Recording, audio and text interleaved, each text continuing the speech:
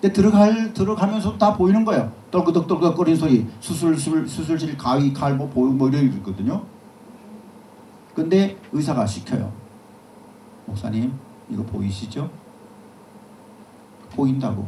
그럼 몇 마디 이렇게 하는데 나는 이제 정신이 싹 간 거예요. 나중에 눈 떠보니까 4-5시간 흘러가지고 나는 나와 있는 거예요. 만약에 그때 내가 해가지고 지금 칼 뭐 쓰세요? 칼이는 지금 왜 들고 계세요? 이러면서 얘기해보세요. 의사가 그거 수술할 수 있겠는가? 못하는 거예요. 하나님께 맡긴다고 하는 것은요, 온전히 맡기는 거예요. 온전히. 여러분의 근심 걱정, 사랑하는 자녀 맡기고 하나님 앞에 그저 기도하는 거죠. 하나님께서 하나님의 방법대로, 하나님의 뜻대로, 하나님의 계획대로 양육해 주시고 세워주시기를 기도합니다. 자, 그 다음에 끝으로 여러분 하나가 뭐예요? 고냈다 그랬죠? 바나바의 이름의 뜻이 여러분 잘 아시죠? 고니의 아들, 권면하고 위로하는 데 전문이라는 거예요. 바나바가 진짜 그런 사람이었어요. 바울을 잘 세워주었죠? 열심히 세워주었어요. 자, 여러분, 역설적이게도 여러분이 다른 사람을 세워줌으로써 상처가 치료됩니다.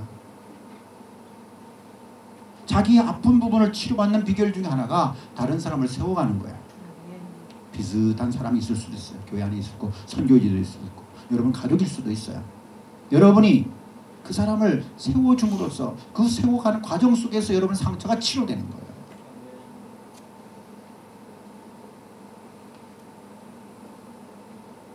그러니까 여러분 주변에 은사가 있는 사람 세워가야 하고 또 나보다 더 효과적으로 일을 할 수 있겠다고 여겨지는 사람들을 세워가야 돼요. 그게 여러분의 복입니다. 여러분의 복이에요. 그런 사람을 많이 세우는 것이 복이죠. 그러니까 교회 안에 자연인격과 신앙인격이 충만한 사람이 많이 나와야 돼요. 이게 같이 가는 사람이 많이 나와야 돼. 한쪽으로 이렇게 짝짝이가 많이 나오면 안 되잖아요. 신앙인격과 자연인격이 밸런스가 맞는 사람들이 많이, 그런 사람들이 교회 안에 지도자가 많이 되어야 됩니다. 바나바 같은 사람이. 근데 교회 안에서는 신앙인격이 좋은데 밖에 나가서 일을 하는 거 보면은 완전히 신앙인격은 다 도망가고 있는 사람도 있어요. 예수가 누군지도 말도 하지 않고 그냥 자연인으로서만 열심히 막 하는 사람이 있어요. 그랬을 때 하나님의 영광 드러낼 수가 없죠. 그러니까 열심히 우리 권해가야 되는데 자연인격과 신앙인격이 따라가도록 우리가 권해가야 돼.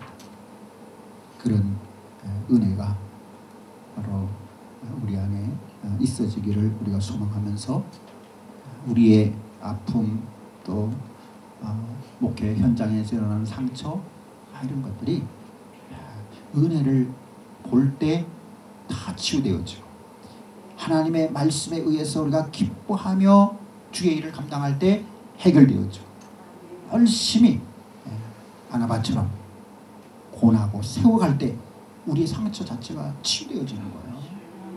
그런 축복을 여러분들이 누리시길 바라고, 그래서 여러분 사역의 현장에서 우리가 정말 하나님의 사람들을 많이 세워가야 되잖아요. 이게 우리의 일이잖아요. 하나님의 사람을 세워가다 보면요 상처받는 일이 많아요.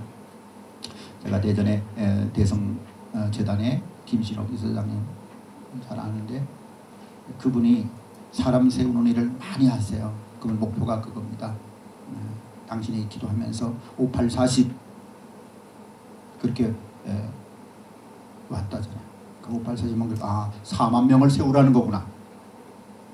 그래서 그분이 학교 세워가지고 학교 대성중고등학교 그다음에 이름 잊어먹었는데 5-6개인가 지금 세워가지고 하시는데 복음신학대학원 대학교 다 이제 거기 재단 소속인데 그분이 그런 얘기 하는 거예요. 사람을 세워가는데 10명 유학 보내서 세우면 다 도망가고 한 2명 들어온대. 그러면 처음에는 막 배신감이 얼마나 밀려왔겠어요. 내가 지금 저놈들 유학 보내가지고 학비 대줘가지고 공부시켜도 될다가 쓰려고 하는데 이놈들이 미국 가가지고 딱 하더니 미국이 좋다고 안 들어온다는 거야. 눌러 앉아가지고. 처음엔요 그게 막 못 견뎌. 나중에는 사람 세고 나면 그놈들이 거기서도 또 일하겠지. 이렇게 마음 먹으면서 이게 좀 이제 해결이 되는데, 늘 지도자의 과제는 사람을 세우는데 그 사람이 세워졌을 때 신앙인격과 자연인격이 바란스가 맞으면 괜찮은데 그렇지 않은 사람은요 꼭 배신하는 거예요. 이게 그랬을 때요 사람으로 인해서 받은 상처가 여러분 얼마나 큰지 몰라요. 여러분도 아마 선교지에서 그럴 수 있을 거예요. 현지인들 막 신앙생활 잘해서 또 양육해서 앞으로 지도자로 막 세워가려고 그러는데 이게 어느 날 갑자기 배신한단 말이에요. 얼마나 여러분 상처가 커요. 속상하고 이게 뭐 어떨 때는 이제 슬럼프에 빠지게도 만들 수 있는 이런 것들이거든요. 그런 것도 여러분들이 잘 이겨냈어요. 그러려니 하고 하나님께서 또 여기까지만 내가 양육하라고 하셨나 보다 이렇게 위로받고 그리고 또 그 다음 사람을 향해서 또 전진하시고 그러셨어요. 저도 이제 교회 안에서 한 세대 우리가 이제 끝내고 이제 다음 세대를 향해서 지금 이제 훈련하고 막 그러는데 청년 아이들에게 제가 이제 이렇게 많이 가지고 그럽니다. 그 아이들에게는 웃으면서 제가 그러죠. 야, 니네는 우리 감리교 법이 40의 장로니까 40초에 장로하고 61세 한갑되면 딱 은퇴해라. 내가 그러죠. 그럼 은퇴하고 뭐 하게요? 이럴 수 있잖아. 70에 법적으로 70에 은퇴하네요. 10년 동안은 사역장로로 뛰어라. 시무장로는 하지 말고 사역장로로 뭐요? 주차장에서 있을 사람 주차장으로, 화장실에 있을 사람 화장실로, 차량 운전할 사람 차량 운전으로. 장로님들이 그렇게 좀 해야지. 그렇게 해라. 70까지 한다고 보지 말고. 그러면서 웃으면서 이제 그런 얘기 하는데요. 연세 드신 분들은요, 이게 맨날 얘기해도 안 고쳐져요. 그 장로님들은 그걸로 끝나야 돼. 빨리 끝나고 새로운 분들이 장로가 되어서 그렇게 헌신을 해야 돼요. 내가 지금 장로라고 얘기하지만은 교회 지도자들이 이제 그렇게 돼야 되잖아요. 그렇게 되어서 가야 되는데 믿음을 이제 키우는 일을 이제 해가는 거죠. 같이 씨름하고 같이 해갑니다. 하나님의 말씀 안에서 기뻐하는 훈련을 자꾸 해야 돼요. 세상 것들로 인해서 기뻐하는 것이 아니라 하나님의 일들을 함으로 기뻐하고 하나님의 말씀을 통해서 기뻐하고 그게 이제 중요해요. 역시 주의 일을 하면서 기쁨을 맛본 자가 권면하게 되고 은혜를 나누게 되고 섬기게 되고 그러더란 말이죠. 그런 삶의 현장에서 여러분들이 때로는 낙심될 때가 있고 실망할 때도 있겠지만은 그러나 여러분 하나님의 성령님을 의지하고 계속해서 우리가 해야 될 사역이 사람을 길러내는 거예요. 하나님의 사람을 세워가는 일이고.